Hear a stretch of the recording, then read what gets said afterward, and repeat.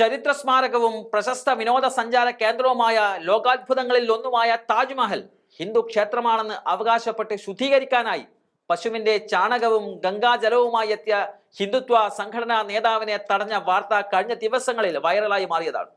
Akhila Bharata Hindu Mahasabha convener Gopal ചാഹറാണ് പശുചാണകവുമായി എത്തിയത്.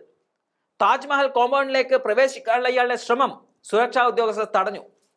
ശനിയാഴ്ച നടന്ന മറ്റൊരു സംഭവത്തിന് പിന്നാലെയായിരുന്നു ഇയാളുടെ വരവ്. താജ്മഹൽ പരിസരത്ത് ഒരു വിനോദസഞ്ചാരി മൂത്രമൊഴിക്കുന്ന വീഡിയോ പുറത്തു വന്നിരുന്നു. വിനോദസഞ്ചാരിയുടെ പ്രവൃത്തി ഒരു ക്ഷേത്രമായ താജ്മഹലിനെ അശുദ്ധമാക്കിയെന്നും അതിനാൽ ശുദ്ധീകരിക്കാനാണ് താൻ പശുചാണകവും ഗംഗാജലവുമായി എത്തിയത് എന്നായിരുന്നു ഇയാളുടെ വാദം. എന്നാൽ അകത്തേക്ക് കടത്തിവിടാൻ തയ്യാറാവാതിരുന്നതോടെ പോലീസിനെതിരെ ഇയാൾ രംഗത്തെത്തി. താജ്മഹലിന്റെ കവാടത്തിൽ തന്നെയും കൂട്ടാളികളെയും പോലീസ് തടഞ്ഞുവെന്നും ഈ വിഷയം തങ്ങൾ കോടതിയിൽ എത്തിക്കുമെന്നും ഗോപാൽ ചാഹർ മാധ്യമങ്ങളോട് പറയുകയുണ്ടായി. താജ്മഹൽ ഹിന്ദു ക്ഷേത്രമാണെന്ന് അവകാശപ്പെട്ട് ഹിന്ദുത്വ നേതാക്കൾ രംഗത്ത് വരുന്നത് ഇതാദ്യമല്ല. ഓഗസ്റ്റ് 6-ന് താജ്മഹലിനുള്ളിൽ ജലാഭിഷേകത്തിന് ശ്രമം നടത്തുകയും കാവിക്കൊടി വീശുകയും ചെയ്ത സ്ത്രീ പിടിയിലായിരുന്നു.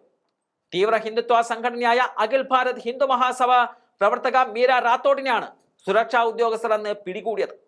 2019-ൽ മീന ദിവാകർ എന്ന സ്ത്രീയും താജ്മഹലിൽ അതിക്രമിച്ച് കടന്ന് ശിവ ആരതി നടത്തിയിരുന്നു. ഈ സംഭവത്തിൽ 6 കേസുകളാണ് മീന ദിവാകറിനെതിരെ പോലീസ് അന്ന് രജിസ്റ്റർ ചെയ്തത്. ഇപ്പോൾ വീണ്ടും താജ്മഹൽ ഹിന്ദു ആചാരത്തിന്റെ ഭാഗമാണെന്ന് പറഞ്ഞുകൊണ്ട് ഹിന്ദുത്വവാദികൾ രംഗത്ത് വരികയാണ്. ഏതായാലും വൈറലായി മാറിക്കഴിഞ്ഞ ആ വീഡിയോ ദൃശ്യത്തിലേക്ക്.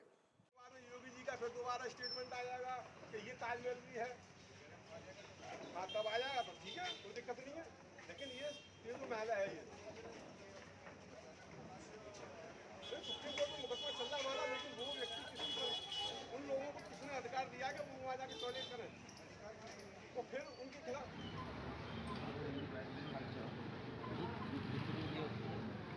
नहीं काम के लिए नहीं आए हम। या तो पूरा कराओ जेल ले जाओ, समझौता नहीं होगा हमारा कहीं। हम ऐसे नेता नहीं है कि फोटो खिंचाए फिर दूसरे दिन जाकर